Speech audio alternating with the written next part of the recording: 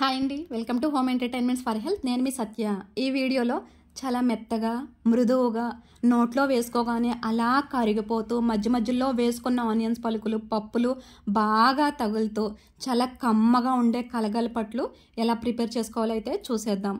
ఈ వీడియోలో చూపిస్తున్న కలగలపట్లు స్పెషాలిటీ ఏంటంటే, మనం అట్టు ప్రిపేర్ చేసుకున్న ఒక హాఫ్ అన్ అవర్ తర్వాత కూడా అదే సాఫ్టీ టెక్స్చర్తో సాఫ్టీ లుక్తో నోట్లో వేసుకోగానే అలాగే అట్టు వేసుకున్నప్పుడు వేడివేడిగా ఎంత రుచిగా ఉంటుందో సేమ్ హాఫ్ అన్ అవర్ తర్వాత కూడా అదే రుచితో అయితే మెయింటైన్ అవుతుంది. సో ప్రిపరేషన్లోకి వెళ్ళిపోతే ఫస్ట్ మన హౌస్ వైఫ్స్ ఇడ్లీ పిండి ఒకసారి ప్రిపేర్ చేసుకుని 2-3 డేస్ అయితే యూజ్ చేస్తాము.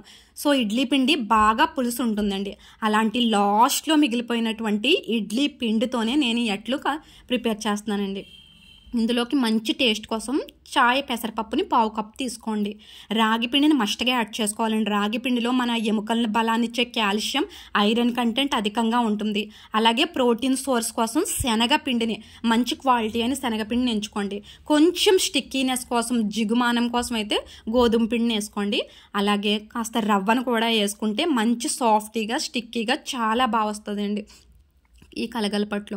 సో ఫైనల్గా మనం ఈ అట్లు ప్రిపేర్ చేసుకుని కలుపుకునేది మజ్జిగతోనండి.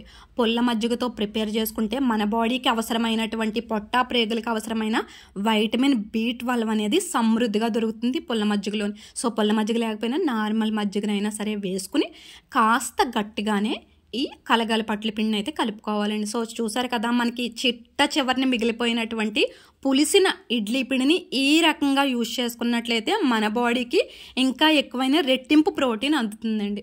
సో ఒక 15 నిమిషాలు అయితే చక్కగా రెస్ట్లో ఉంచండి, సరిపోతుంది. 15 నిమిషాలు నానితే ఈలోగా ఈ అట్ల పిండికి కాస్త టేస్టీనెస్ని, స్పైసీనెస్ని, హెల్దీ వాల్యూస్ని కలిగించడం కోసం గుండెకు ఎంతో మంచిగా హెల్ప్ చేసే పండు పచ్చిమిర్చిలు, డైజెషన్కి హెల్ప్ చేసే అల్లం, అలాగే మైక్రో న్యూట్రియన్స్ వాల్యూస్ ఉన్నటువంటి కొత్తిమీర ప్లస్ మన కఫాన్ని తొలగించేటటువంటి జీలకర్ర వేసుకుని మెత్తని పేస్ట్ లాగా అయితే చేసుకోండి. సో నేనైతే ముందుగా కాస్త అట్ల పిండిని తీసి పక్కన పెట్టేశానండి, ఇవేమీ వేయకుండా.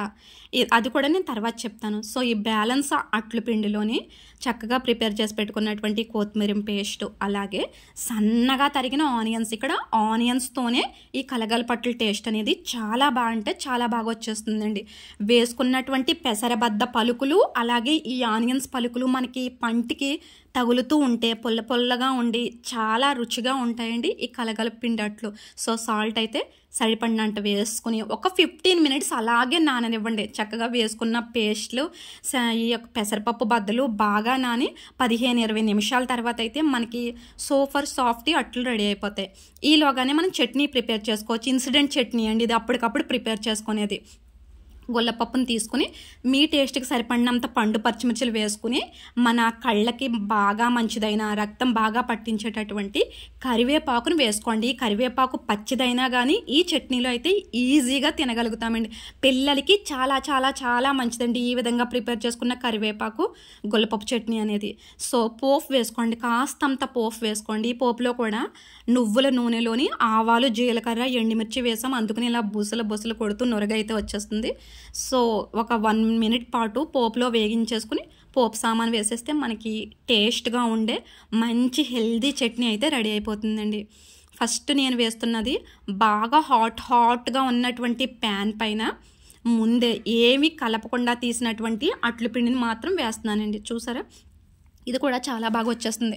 అంటే కొంచెం మందికి ఈ యొక్క కొత్తిమీర ఫ్లేవర్ కానీ లేదు అంటే అల్లంలో ఘాటు కానీ సరిగా నచ్చదు. సో అలాంటి వాళ్ళందరూ ఈ విధంగా, లేదు అంటే టైం లేనప్పుడు ఈ విధంగా ఏం వేసుకోకపోయినా సరే జస్ట్ వేసుకున్న పిండిలతోని పెసరపప్పుతోనే అయితే మంచిగా అట్టు వచ్చేస్తుందండి. ఆయిల్ కొద్దిగా వేస్తూ అయితే మనకి చక్కగా అట్టు చాలా బాగా వచ్చేస్తుందండి.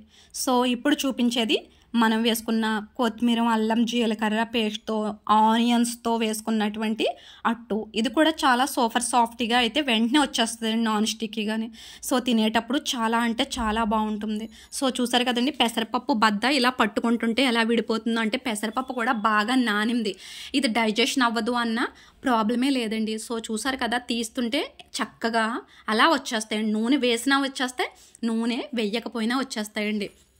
మన హోమ్ ఎంటర్టైన్మెంట్ ఫర్ హెల్త్ ఛానల్లో ఒక్కసారి మీరు అన్ని వీడియోస్ని అబ్జర్వ్ చేసినట్లయితే ఓవరాల్గా చపాతీ కానీ అట్టు కానీ ఈ విధంగా కలగలపట్లు కానీ కంప్లీట్గా వేసేసుకున్న తర్వాత అటు ఇటు రోస్ట్ చేసేసుకున్న తర్వాత లాస్ట్లో ఆయిల్ వేస్తానండి. అందువల్ల ఇలా ఆయిల్గా కనిపిస్తున్నాయి. లేదు అంటే వీటికి ప్రిపేర్ చేయడానికి ఎక్కువ ఆయిల్ అవసరం అవుతుందా అన్నది కాదండి. సో చూసారు కదా, చాలా ఈజీగా.